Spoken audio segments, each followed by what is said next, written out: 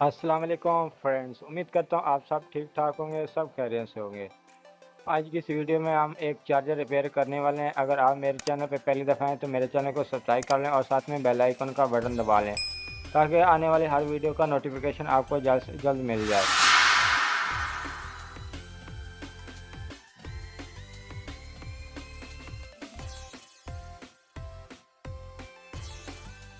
तो यहाँ पे हम चेक करते हैं, मेरे पास 5 वोल्ट का यह सर्किट है चार्जिंग वाला। तो यहाँ पे देखिए भाई, ये लाइट ब्लिकिंग कर रही है, यानी कि इसमें पूरे वोल्टेज नहीं आ रहे। तो इसलिए ये चार्जर मोबाइल को अच्छे से चार्ज नहीं कर रहा, उसमें कनेक्ट नहीं हो रहा। तो हम इसके वोल्टेज भी चेक कर लेते हैं मल्टीमीटर से कि हमारे पास इस वक्त चार्जर के जो वोल्टेज हैं वो कितने आ रहे हैं। तो मल्टीमीटर हमें सेट करना पड़ेगा 200 की रेंज या 20 पे। तो यहाँ पे देख सकते हैं कि हमारे पास जो वोल्टेज शो हो रहे हैं वो 4-5% शो हो रहे हैं और वो भी अप डाउन हो रहे हैं। तो ये चार्जर के मोबाइल करने के लिए काफ़ी नहीं होते, क्योंकि हमें चार्जर के लिए कम से कम 5 वोल्ट चाहिए होते हैं।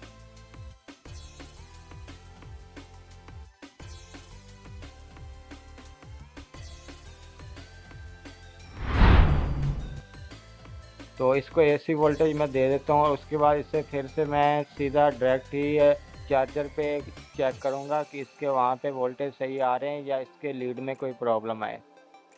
तो इससे ज़्यादा पता हमें कंफर्म होगा कि हमारे चार्जर में कहाँ कहाँ पे मसला आ रहा है। तो यहाँ पे फिर भी आप देख सकते हैं कि लाइट ब्लिकिंग कर रही है और हम मल्टीमीटर से डायरेक्ट ही इसकी वायर जहाँ लगी हुई है डीसी 5 वोल्ट की, तो यहाँ पे भी सेम वही वोल्टेज शो हो रहे हैं। इसका मतलब है कि हमारे चार्जर के सर्किट में इसमें मसला आ रहा है, इसलिए। तो अभी आप यहाँ पे देख सकते हैं, कंपोनेंट चेक कर सकते हैं। महसूस तो कोई नहीं ऐसा हो रहा कि कोई चीज़ ख़राब है, फटी हुई है या जली हुई है। तो ये मेन इसका आईसी है और उसके साथ ये वाला ब्रिज है।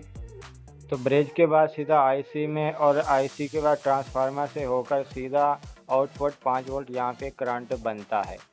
तो अभी यहाँ पे हम सबसे पहले जो एक कैपेसिटर लगा होता है आउटपुट पे 5 वोल्ट के लिए, तो वो हमने इसको चेंज कर देना है।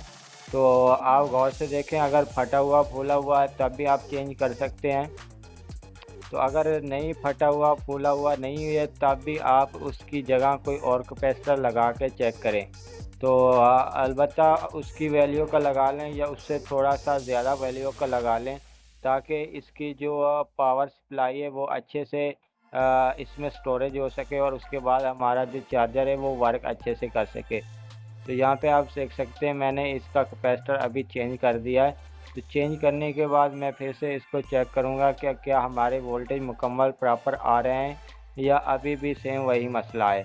तो इसको मैं अच्छे से सोल्ड करने के बाद एसी वोल्टेज इसको दूंगा और उसके बाद इसके मैं वोल्टेज भी चेक करूँगा, क्योंकि वोल्टेज अगर हमारे 3 से 4-5 वोल्ट आते हैं तब भी हमारा चार्जर सही काम नहीं करता।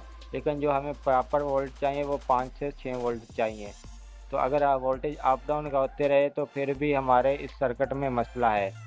तो यहाँ पे मैंने एसी 220 इसकी लगा दी है। तो अभी आप यहाँ पे देख सकते हैं कि जैसे ही मैं एसी 220 इन करूँगा तो यहाँ हमारी चार्जिंग की जो लाइट है बिल्कुल अच्छे से ग्लो कर गई है।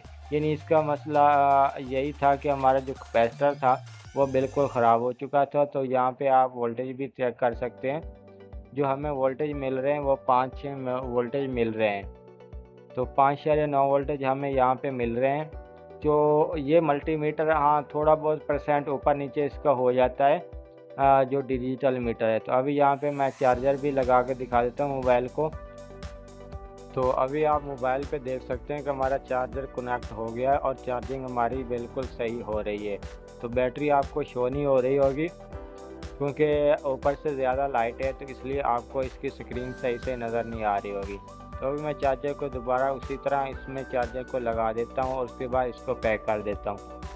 तो आपको ये इन्फॉर्मेशन कैसी लगी? प्लीज़ वीडियो को लाइक और शेयर लाजमी कीजिएगा और मिलते हैं हम नेक्स्ट वीडियोज़ में।